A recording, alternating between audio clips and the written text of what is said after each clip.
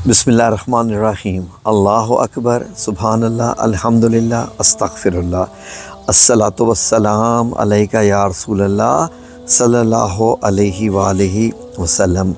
नाज़रीन, आज रमज़ानुल मुबारक का जुम्मतुल मुबारक है और ये दिन ऐसा होता है कि बड़ी ख़ास दिन है। इसकी फ़जीलत के बारे में तो फिर आपको बता दूँगा, लेकिन जुम्मे वाले दिन ज़रूर आप वक्त निकाल कर अपने वालिदैन की कब्रों पे जाया कीजिए और यकीन करें कि जो आपको मैं चीज़ बताने लगा हूँ एक, वो बड़ी ख़ास है। वो नाज़रीन ये बात है कि जुम्मे वाले दिन दुआएं कबूल होती हैं और जुम्मे का दिन बड़ा मुबारक है। अल्लाह रब्बुल इज़्ज़त के जो रूहानी मामलात इंसान के होते हैं वो अल्लाह और इंसान के दरमियान ज़्यादा करीब हो चुके होते हैं। नाज़रीन, बहुत सारे लोग जिनके वालिदैन फ़ौत हो चुके होते हैं वो जाते हैं मुख्तलिफ़ पीरों के पास जाते हैं, मुख्तलिफ़ दरगाहों पे जाते हैं या मुख्तलिफ़ बुज़ुर्गों के पास जाते हैं जी कि हमारे लिए दुआ कर दीजिए, हमारे लिए दुआ कर दीजिए। नाज़रीन, अगर आपको मैं सच्ची इस्लाम की बात बताऊं, जो बात इस्लाम की है, हक़ और सच की है, जो कि कुरान पाक से और अहादीस मुबारक से जो सच है, और आपको मालूम है हक़ और सच वही है जो अहादीस मुबारक में है, तो आपके वालिदैन से बढ़ के आपके लिए कोई पीर फ़कीर नहीं होता है। ये बड़ी हकीकत बात है नाज़रीन, इसको समझने की ज़रूरत है।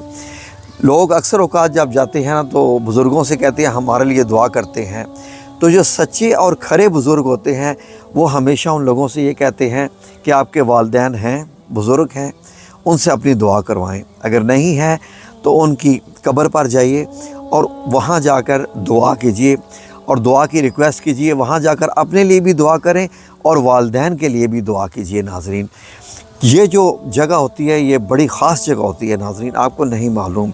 अभी मैं अपनी वालदा मोहतरमा की कब्र के पास बैठा हूँ। मुझे इतना पता है कि ये कब्र मुबारक दो जहानों के बीच में एक पर्दा है। इस मट्टी के ऊपर ये है एक दुनिया सी है, दुनिया मताउल गुरूर, जो कि धोखे का सामान है, और जो हकीकत और सच है वो इस मट्टी के नीचे वाली दुनिया है जो कि रूहानी दुनिया है, और वहाँ पर सारे पर्दे चाक हो चुके होते हैं।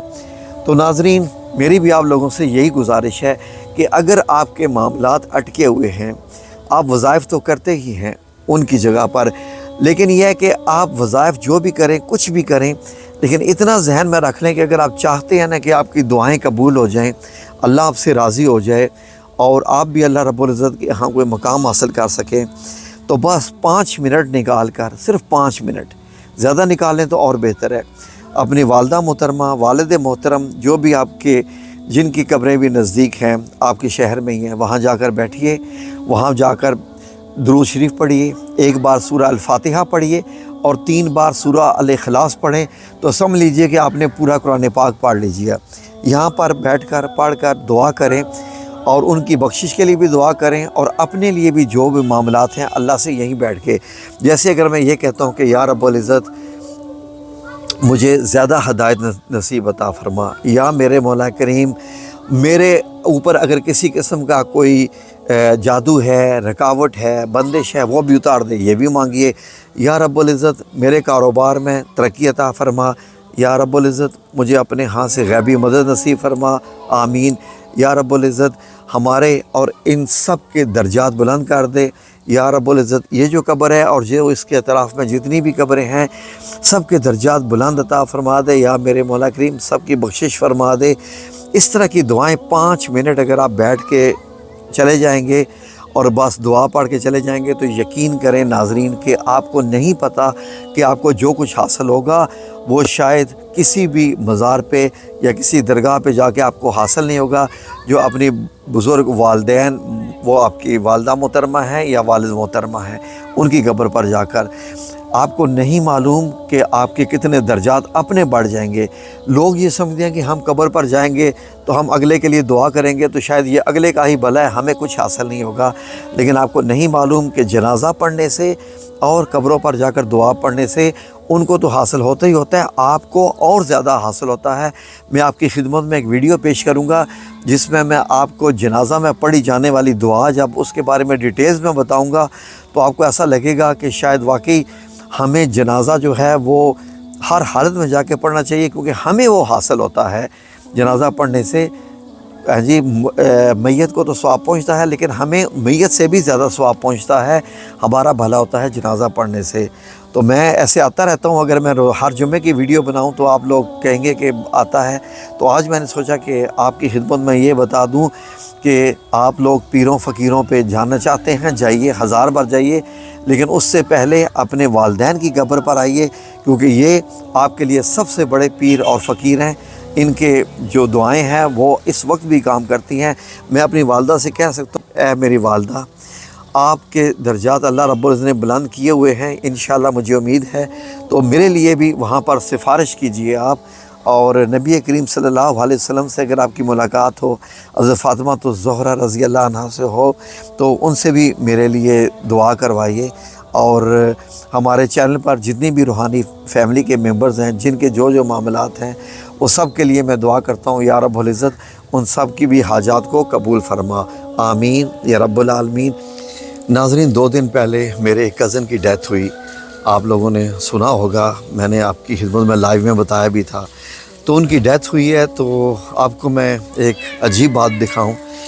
میں ساتھ موجود ہی تھا جب ان کو دفنایا گیا۔ آئیں میں آپ کو قبر دی مبارک دکھاؤں۔ یہ دیکھیے ناظرین،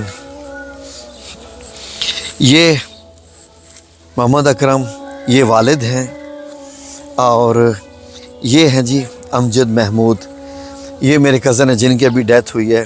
ہم لوگوں نے ان کو دفنایا ہے۔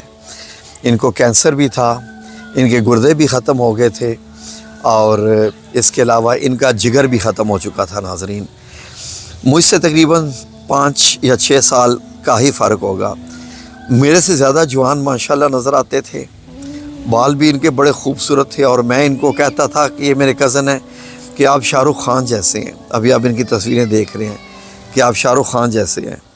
تو میرے ساتھ بڑی اچھا سلوک۔